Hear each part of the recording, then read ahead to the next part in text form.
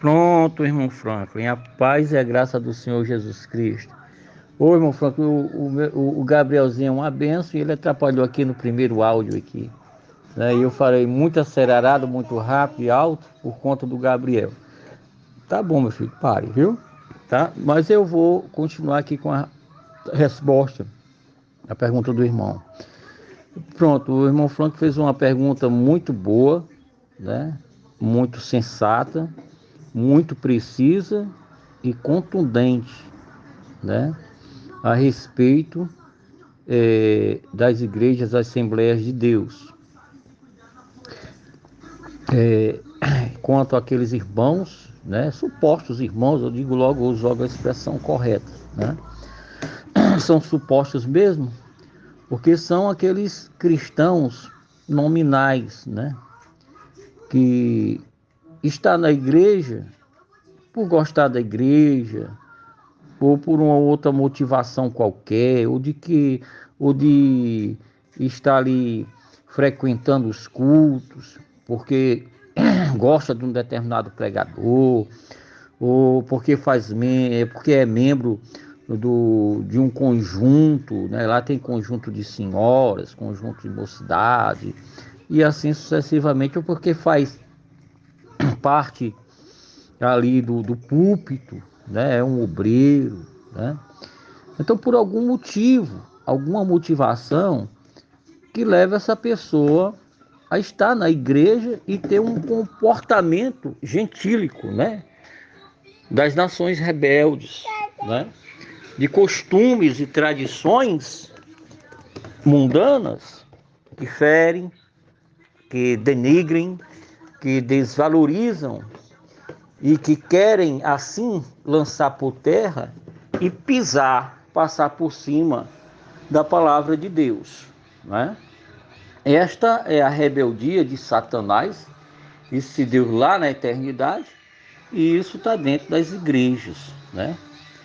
A pergunta do irmão foi com relação de pessoas que estão lá, feito eu, o irmão Ruberval, e que toma a Santa Ceia, que toma a ceia do Senhor Jesus, né?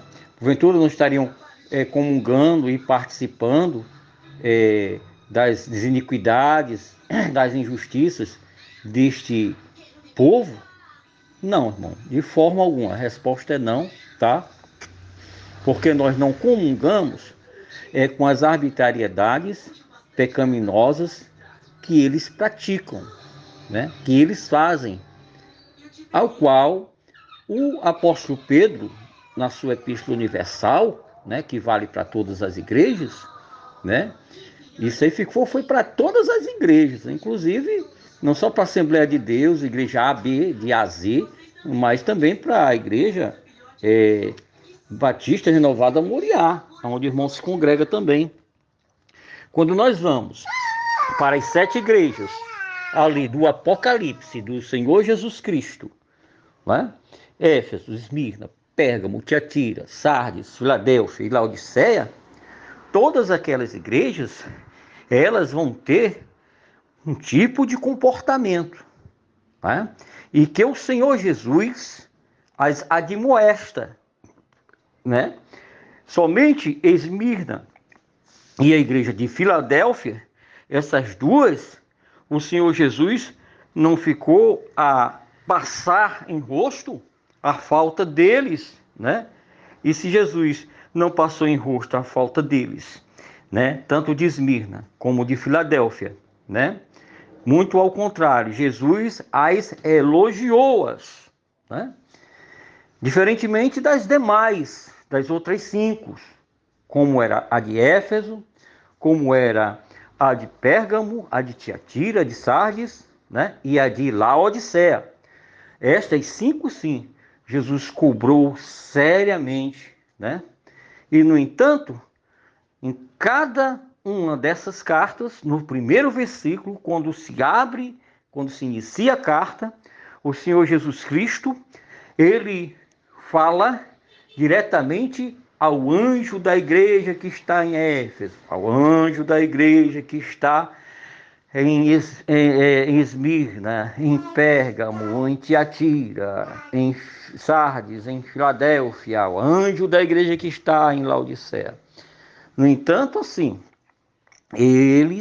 são cobrados, né, pelo Senhor Jesus, para colocar ordem na igreja, para colocar em prática a sã doutrina e para admoestar, ensinar, corrigir, instruir em justiça, que é para isso que a sã doutrina serve, né? E no caso até disciplinar, se for o caso, né? Coisas que hoje não está acontecendo dentro das determinadas igrejas, né? No entanto, não é só dentro das Assembleias de Deus, dentro dos demais ministérios, dentro das outras igrejas, que tem lá pessoas que estão assistindo, torcendo, vibrando, gritando, né, adorando, né, idolatrando os ídolos das seleções de times de futebol. Não, são em todas as igrejas tem, né? Se o irmão for observar, né, aí dentro da própria igreja Batista Moriá, existem casos assim. Eu mesmo conheço pessoas lá que vestem camisa de time de futebol, que assistem partida de time de futebol, né, que torcem por time de futebol, aí dentro da própria igreja, né, Batista Renovada Moriá, né? Então, meu irmão, não é só dentro das Assembleias de Deus, não. Aí no ministério onde o irmão congrega, também há dessas coisas, né? A Batista Moriá, ela é uma igreja que zela pela sã doutrina, que luta, que peleja, que labuta mesmo, né? Que tem boas obras diante do Senhor Jesus, né? Mas, apesar de tudo isso, né? Mesmo com tudo isso, né? Lá também existem pessoas assim, né? Quando eu estava participando do curso, né? AVIPC, lá com o mestre Henrique Ventura, né? Eu lancei lá um artigo no grupo, né?